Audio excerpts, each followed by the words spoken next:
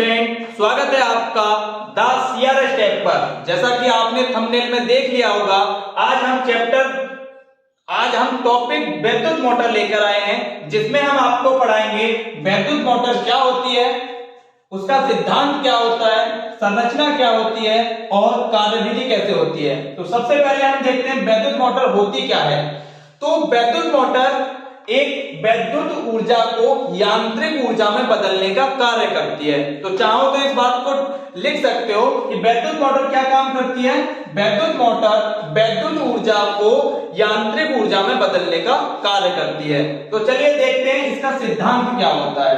तो सिद्धांत में सबसे पहले हम ये देखते हैं कि जब कोई धारावाही चालक किसी चुंबकीय क्षेत्र में रखा जाता है तो उसके ऊपर एक बल कार्य करने लगता है। इसको हम दूसरे तरीके से समझते हैं। देखो कैसे, जब हम किसी धारावाही चालक में या किसी तार में वैद्युत धारा प्रवाहित करते हैं तो उसके चारों ओर एक चुंबकीय क्षेत्र उत्पन्न हो जाता है। तो हम दिखा देते हैं चुंबकीय क्षेत्र उत्पन्न होता हुआ। जैसा कि तुम देख पा रहे हो कि चुंबकीय क्षेत्र उत्पन्न हो गया है।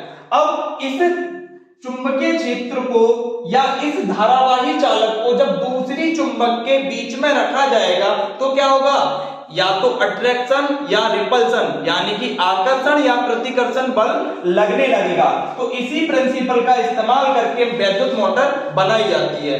तो अब इसको हम पूरी तरह एक्सप्लेन करते हैं कि कैसे इसका सिद्धांत होता है। तो हमने इसका बेसिक बता दिया कि ये कैसे बल लगता है इसके ऊपर।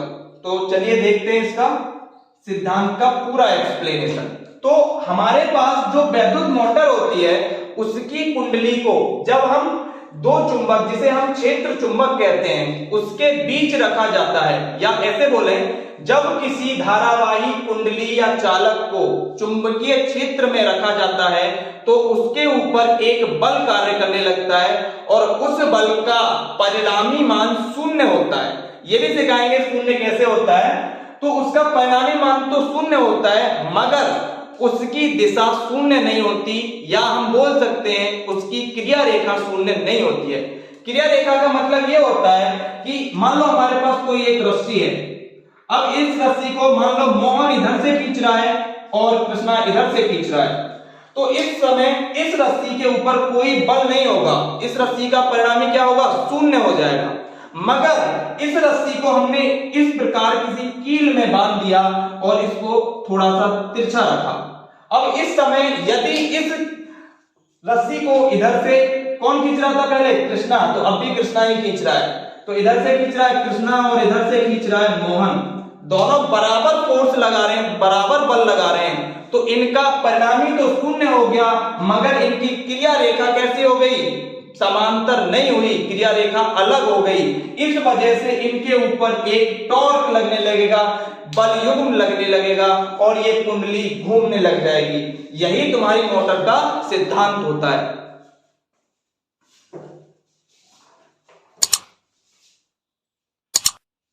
तो अब हमने मोटर के बारे में जान लिया, वैद्युत मोटर क्या होती है, उसका सिद्धांत क्या होता है। तो अब हम चलते हैं इसकी संरचना पर। तो संरचना में इसके चार पार्ट होते हैं। पहला पार्ट होता है इसका क्षेत्र चुंबक। तो मैं इसमें नंबरिंग कर रहा हूं जो तुम्हें ग्रीन मार्कर से दिखाई देगी। तो ये क्या है, तुम्हारी क्षेत्र चुंबक। दूसरी होती है इसकी कुंडली या आर्मेचर, कुंडली या आर्मेचर। तो ये जो कुंडली दिखाई दे रही है ये तुम्हें सबको दिखाई दे रहा होगा, कुंडली।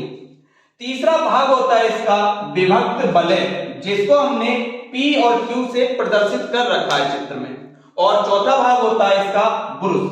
तो एक एक करके इनको एक्सप्लेन करते हैं ये होते क्या क्या है।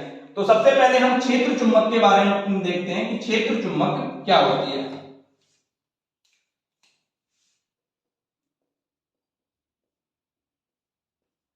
क्षेत्र चुंबक ये पहला भाग होता है संरचना का।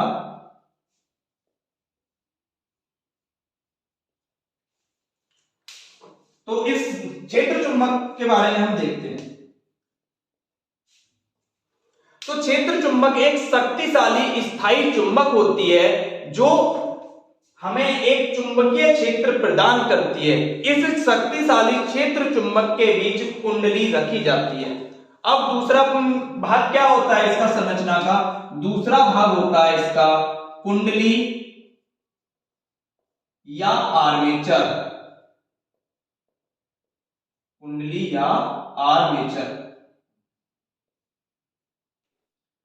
तो मैं इसके बारे में बताता हूं, आप लोग पेन निकाल के अपनी कॉपी पर लिख सकते हो। तो कुंडली या आर्मेचर क्या होती है? यह बहुत अधिक फेरों वाली तांबे की एक आयताकार कुंडली होती है जो एक नर्म लोहे की क्रोड पर लपेटकर बनाई जाती है। यह कुंडली क्षेत्र चुंबक, जो शक्तिशाली क्षेत्र चुंबक है, वो कैसी होती है? स्थायी चुंबक से बनी होती है, उसके बीच घूमती है। तीसरा भाग होता है इसका विभक्त वलय। तो लिख लेते हैं ये भी, विभक्त वलय। तो ये विभक्त वलय क्या होते हैं? तो विभक्त वलय दो अर्धवृत्ताकार खंड होते हैं जो आर्मेचर या कुंडली के निकले हुए दो भागों पर जुड़े रहते हैं। तो अब हम चौथे भाग पर चलते हैं संरचना के। तो चौथा भाग होता है ब्रूस। चौथा भाग क्या होता है? ब्रूस। ब्रूस कार्बन या तांबे के बनाए जाते हैं और यह विभक्त वलय पर स्पर्श करते रहते हैं। ब्रूस का कार्य होता है वैद्युत धारा को एक ब्रूस प्रवेश कराता है और दूसरा ब्रूस वैद्युत धारा को बाहर निकालता है। चलो तो अब चलते हैं वैद्युत मोटर के सबसे इंपॉर्टेंट भाग पर, जो है तुम्हारी कार्य विधि। तो इस विद्युत मोटर की हम कार्य विधि समझते हैं। कार्य विधि क्या होती है? तो वैद्युत मोटर की कार्य विधि समझने के लिए हम निम्नलिखित पदों में इसे समझ सकते हैं। तो पहला पद हम मान लेते हैं कि जो हमारे पास कुंडली है इस अवस्था में, जैसी तुम्हें दिखाई दे रही है, क्षैतिज अवस्था में रखी हुई है। तो इस अवस्था में जब हम बैटरी से इसको सप्लाई देते हैं कुंडली को, तो कुंडली को सप्लाई देने के लिए हमें कुंजी के को बंद करना पड़ता है। जैसे ही हम कुंजी के को बंद करते हैं तो एक्स ब्रूस से होते हुए वैद्युत धारा कुंडली की भुजा ABCD से होते हुए बहती है, जो कि दिशा क्या होती है उसकी दिशा होती है क्लॉकवाइज, यानी कि दक्षिणावर्त। तो धारा बहती है दक्षिणावर्त और इस केस में हम इसके घूमने की दिशा, या फिर हम बोल सकते हैं कि हमारे पास जो धारा प्रवाहित हो रही है, और अभी हमने स्टार्टिंग में सिद्धांत में बताया था कि जब किसी धारावाही चालक में को चुंबकीय क्षेत्र में रखा जाता है तो उसके ऊपर बल लगने लगता है। तो हमारे पास अब इस कुंडली में धारा बहने लगी और ये कुंडली कहां रखी गई है? ये कुंडली रखी गई है चुंबकीय क्षेत्र में। तो इसके प्रत्येक भाग पर एक बल लगने लगेगा और उस बल की दिशा हम किसके द्वारा ज्ञात करते हैं?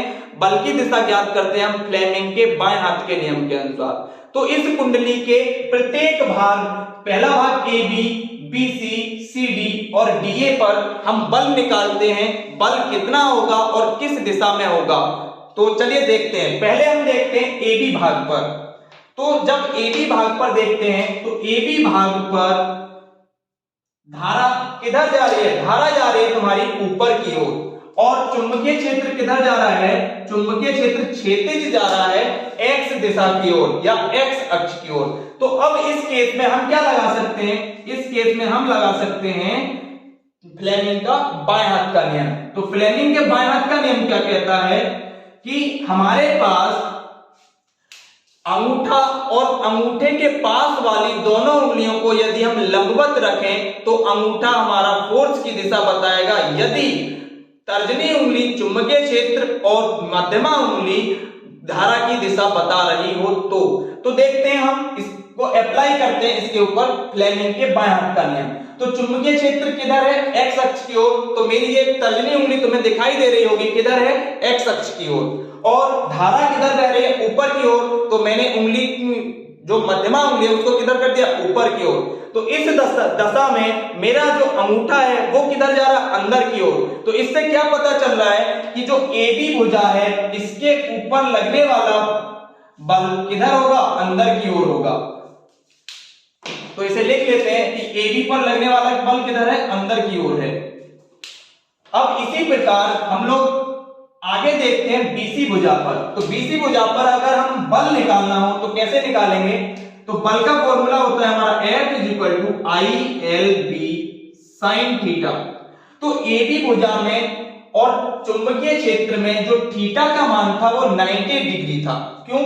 क्योंकि जो हमारे पास धारा थी वो हमारी y अक्ष की ओर थी और जो चुंबकीय क्षेत्र था वो x अक्ष की ओर था, इसलिए FAC जो आया था हमारा वो आया था ILB, और जिसकी दिशा किधर थी? समतल या बोर्ड से अंदर की ओर। तो बोल सकते हैं, अगर तुम लोग कहां लिख रहे होगे? कागज पर, तो इसे लिख सकते हो आगे कागज से अंदर की ओर, यानी कागज तल से अंदर की ओर, कागज तल से अंदर की ओर। तो हमारे पास भुजा AB पर लगने वाला जो बल है वो किधर है? अंदर की ओर है। और अब हम देखते हैं BC और AD। तो BC और AD के बीच जो करंट बह रही है और चुंबकीय क्षेत्र है उनके बीच जो थीटा है वो 0 या 180 डिग्री है। इस वजह से FBC और FDA का मान क्या हो जाएगा? 0 हो जाएगा। तो हमारे पास कौन सा भाग और बचा इस कुंडली का? हमारे पास भाग बचा CD। तो CD भाग पर भी थीटा का मान कितना है? थीटा का मान है तुम्हारा 90 डिग्री। तो इस केस में भी F कितना हो जाएगा? इस केस में भी F हो जाएगा तुम्हारा ILB sin थीटा, या हम बोल सकते हैं कि FAB बराबर हो जाएगा तुम्हारे FCD के, और वो किसके बराबर है? ILB के। तो हमने सिद्धांत में तुम्हें बताया था कि जो फोर्स लगता है इस कुंडली पर वो परिमाण में समान तथा दिशा में विपरीत होता है, मगर इनकी क्रिया रेखा कैसी होती है? एक दूसरे के समांतर होती है। इस वजह से इस पर क्या लगता है? एक बल युग्म का आघूर्ण लगता है। तो अब यहां हमने देखा FAB FCD आपस में बराबर है, तो ये कुंडली एक दूसरे से दूर नहीं जा सकती, और इधर ये BC और DA पर लगने वाला बल कैसा है? शून्य हो गया। तो अब हम CD भुजा पर फ्लेमिंग के बाएं हाथ के नियम को अप्लाई करते हैं, जिससे हमें ये पता चल जाएगा कि जो CD भाग है वो अंदर जा रहा होगा या बाहर आ रहा होगा, या इस पर लगने वाला बल की दिशा क्या होगी। तो सबसे पहले जैसे अभी हमने AB भाग पर बल की दिशा निकाली थी, वैसे ही CD भाग पर बल की दिशा निकालने के लिए फ्लेमिंग के बाएं हाथ का नियम लगाएंगे। तो इस तरफ चुंबकीय क्षेत्र की दिशा तो अब भी वही है जो पहले थी। चुंबकीय क्षेत्र की दिशा किधर है? हमारी x अक्ष की ओर, और इस समय हमारे पास धारा किधर हो गई? नीचे की ओर। तो अंगूठा किधर पॉइंट कर रहा है? अंगूठा कर रहा है बाहर की ओर। तो बाहर की ओर करने की वजह से ये किधर आ रही होगी? कुंडली का ये वाला सिरा आ रहा होगा बाहर की ओर।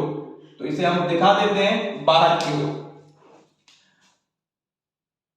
तो इस केस में जब ये कुंडली बाहर की ओर आ रही होगी तो हमारे पास यहां लिख देते हैं हम FCD पर बल कितना है? ILB है, जो कि FAB के बराबर है, बट इसकी दिशा कैसी है? कागज तल से बाहर की ओर, कागज तल से बाहर की ओर। तो हमने लिख लिया कागज तल से बाहर की ओर। तो कागज तल से बाहर की ओर हो गई। तो ये कब हुआ था? जब कुंडली हमारी क्षैतिज में रखी थी। तो ये हमारा कार्य विधि का पहला पॉइंट, और दूसरा पॉइंट इसमें खत्म होता है। अब हम देखते हैं तीसरा पॉइंट। जब ये कुंडली घूमकर ऐसे आ जाएगी, यानी कि जो हमारा समतल या बोर्ड दिखाई दे रहा है इसके कैसे आ जाएगी? छेद ऊर्ध्वाधर आ जाएगी। तो इस केस में क्या होगा? ये जो हमारे पास तार है, ये CD वाला जो तार है वो ऊपर की तरफ आ जाएगा, और AB वाला जो भाग है वो अंदर की ओर आ जाएगा। इस केस में ये जो हमारे पास ब्रुश हैं वो खाली जगह पर आ जाएंगे, जो क्या है हमारे पास? विभक्त वलय के बीच में जो कट लगे हुए उन पर आ जाएंगे। तो इस समय बैटरी द्वारा इस कुंडली को धारा प्रवाहित नहीं हो रही होगी, मगर जड़त्व की वजह से कुंडली ऊर्ध्वाधर ना खड़ी होकर कैसी घूम जाएगी? जड़त्व की वजह से कुंडली घूमकर कहां आ जाएगी? फिर से क्षैतिज आ जाएगी। मगर इस केस में क्या हो जाएगा? ये CD वाला भाग इधर आ जाएगा, CD वाला भाग इधर आ जाएगा, C और D इधर हो जाएंगे, और A और B इधर हो जाएंगे। A और B राइट तरफ चले गए और सी और डी लेफ्ट साइड आ गए। किसके? अगर हम इधर कुंडली की अक्ष बना लें, अगर हम कुंडली की अक्ष बना लें तो अक्ष से जो सीडी वाला भाग है वो राइट से घूमकर लेफ्ट पर आ गया और जो एबी वाला भाग था वो लेफ्ट से घूमकर राइट पे चला गया। वो घूम कैसे रहा? ऐसे घूम रहा है। कैसे घूम रहा है? ऐसे घूम रहा है। तो अब हम क्या करेंगे, ये जो विभक्त बले हैं इन पे धारा की दिशा यही रहेगी क्योंकि विभक्त बल इसके साथ घूमता है। तो ज्यामिति के हिसाब से जो धारा जा रही है लेफ्ट वाले भाग में ऊपर ही जाएगी और राइट वाले भाग में नीचे की तरफ ही आएगी। मगर ये सिरे घूम गए हैं, ये सीडी बन गया है और ये एबी बन गया है। और अभी हमने ज्ञात किया था कि जब धारा ऊपर की तरफ जा रही थी तो इस पर लगने वाला बल अंदर की तरफ था और जब धारा बाहर की तरफ नीचे की तरफ आ रही थी तो एबी सिरे पर या राइट हैंड वाले सिरे पर लगने वाला बल बाहर की तरफ था। तो इस प्रकार ये कुंडली लगातार घूमती रहेगी और यही मोटर की कार्यविधि होती है। और इसके उपयोग कहां-कहां होते हैं? अगर तुमसे कभी उपयोग पूछ लिए जाए तो हम उपयोग लिख सकते हैं। इसका उपयोग होता है वैद्युत पंखे में, इसका उपयोग वैद्युत पंखे में, रेफ्रिजरेटर में, जिसे हम देसी भाषा में बोलते हैं फ्रिज में, और इसका प्रयोग होता है तुम्हारा आटा चक्की में और भी चीजें हैं वैद्युत के बड़े-बड़े कारखानों में।